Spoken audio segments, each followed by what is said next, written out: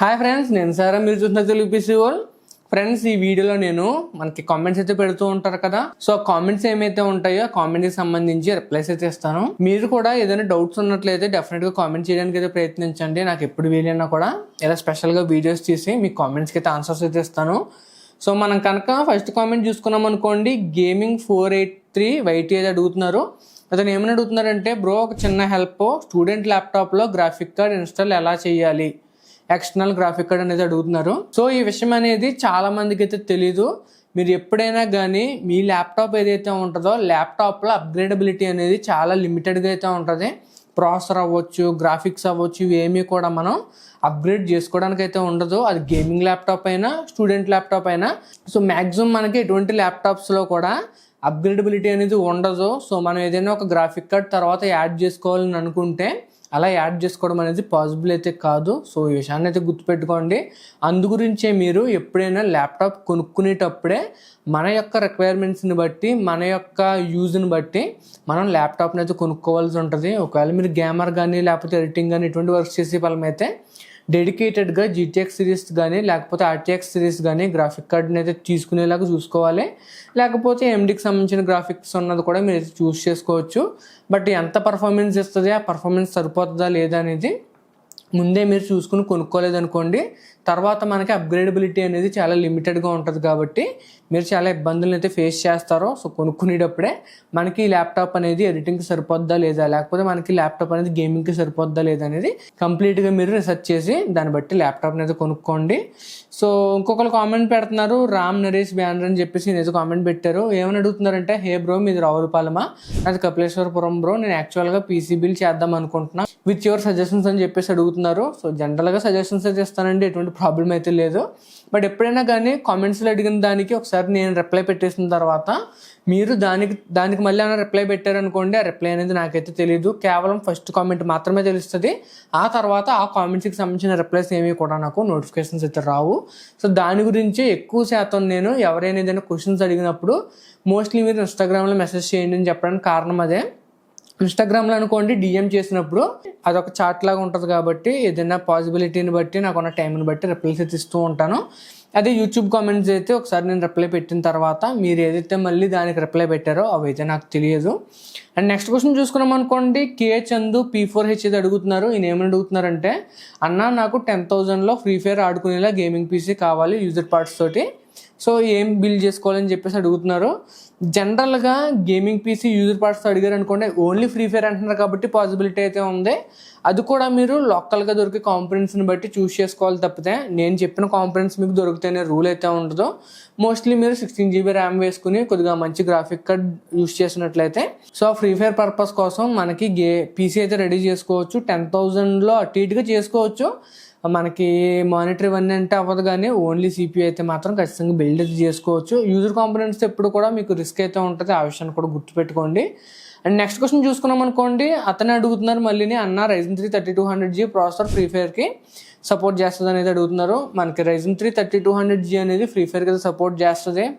అంటే మీరు మరీ పర్ఫార్మెన్సెస్ ఎక్స్పెక్ట్ చేయకండి. బట్ జనరల్గా మనకి లో లెవెల్లో ఆడుకోవాలనుకుంటే కనుక డెఫినెట్గా మీరు మీరు 3200G అయితే కన్సిడర్ చేసుకోవచ్చు. అండ్ నెక్స్ట్ క్వశ్చన్ చూసుకున్నాం అనుకోండి, జాసఫ్ B9074 అయితే అడుగుతున్నారు. Best 27 inches Samsung desktop monitor full HD suggest చేయమని అయితే అడుగుతున్నారు. బ్రాండ్ ఇంచెస్ వాళ్ళే చెప్పేసినప్పుడు సజెషన్స్ అనేది ఏది ఉండదు. మీ బడ్జెట్ ఏదైతే ఉందో మీ బడ్జెట్ని బట్టి తీసేసుకోవడమే. అలా కాకుండా బ్రాండ్ ప్రయారిటీస్ చెప్పకుండా చెప్పారనుకోండి, అటువంటిప్పుడు నేను మీరు తీసుకునే మానిటర్ అట్లీస్ట్ ఐపీఎస్ ప్యానల్ ఉండాలని చెప్తాను. అంతేకాకుండా మీకు ఏదైతే రిఫ్రెష్ రేట్ ఉంటుందో అది ఎంత వీలైతే అంత ఎక్కువ ఉండేలా చూసుకోమని చెప్తాను.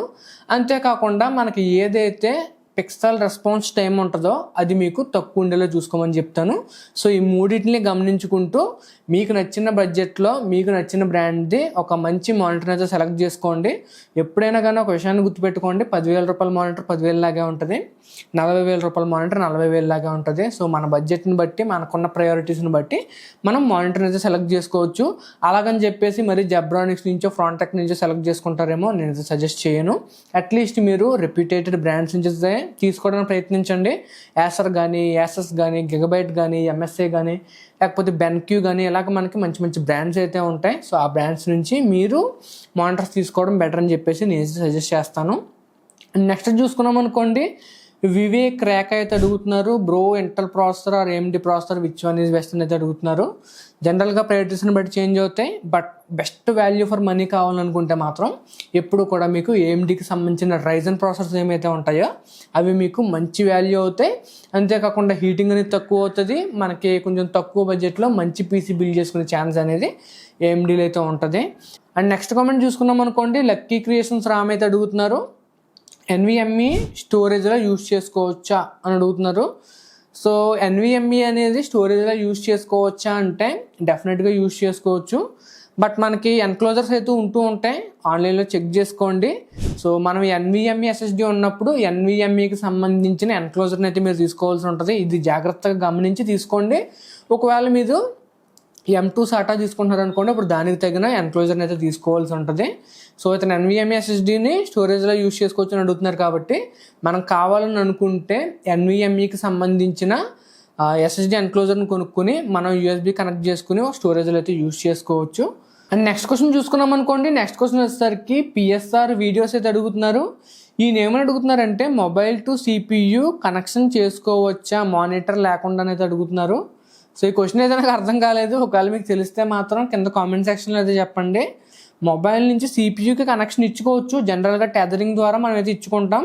అది మానిటర్ లేకుండా ఇచ్చినప్పుడు మనం ఎలా కనెక్ట్ చేయగలుగుతాం, ఎలా యూజ్ చేయగలుగుతాం చెప్పండి. సో ఇది ఏమన్నా మీకు తెలిస్తే కింద కామెంట్ సెక్షన్లో అయితే చెప్పండి. అండ్ నెక్స్ట్ క్వశ్చన్ చూసుకున్నాం అనుకోండి, నెక్స్ట్ క్వశ్చన్ వచ్చేసరికి DMM తెలుగు 2418 అయితే అడుగుతున్నారు. ఈయన ఏమని అడుగుతున్నారంటే అన్న YouTube cartoon videos graphics support చేస్తుందని అయితే అడుగుతున్నారు. బట్ ఈ క్వశ్చన్ వచ్చేసరికి యాసర్ ఆస్పైర్ లైట్ ఏదైతే ఉందో ఆ ల్యాప్టాప్కి అడుగుతున్నారు కాబట్టి మేబీ అతను యూట్యూబ్లో కార్టూన్ వీడియోస్ ఏమైనా చూస్తారేమో.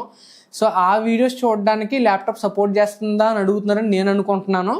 జనరల్గా యూట్యూబ్లో వీడియోస్ వాచ్ చేయడానికి మనకి ల్యాప్టాప్స్ అనేవి పర్వాలేదు, చాలా బాగుంటాయి.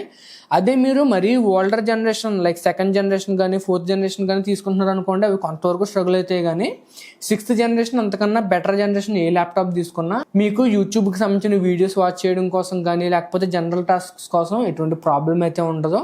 సో ఇది ఫ్రెండ్స్ ఈరోజు వీడియో అయితే మీకు నచ్చింది అనుకున్నాను. నచ్చితే కనుక లైక్ చేయండి, షేర్ చేయండి, సబ్స్క్రైబ్ చేసుకోండి. నేను Sairam signing off guys, bye.